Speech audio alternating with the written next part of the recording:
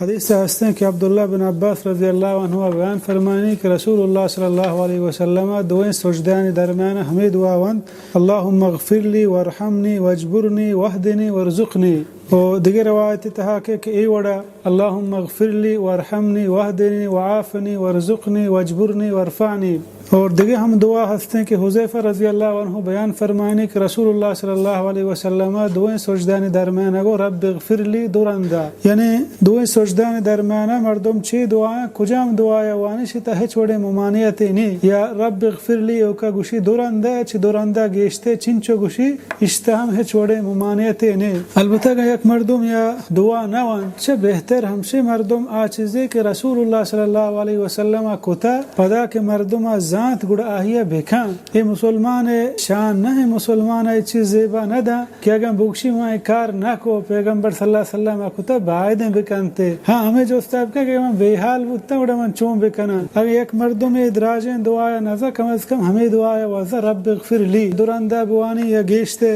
البتہ دعائیں سجدانی درمیانا لہت علماء مثلا حنبلی لہت وغیرہ اکشا کہ یک مردم بے حال بود تو نوانتے سجدہ سہو بدا اگر پزور یلیدہ لہتشیہ نماز نبی بلے جمہور علماء کر رہا یہ دعائے گوشک سنت ضروری و علمی نہ ہیں.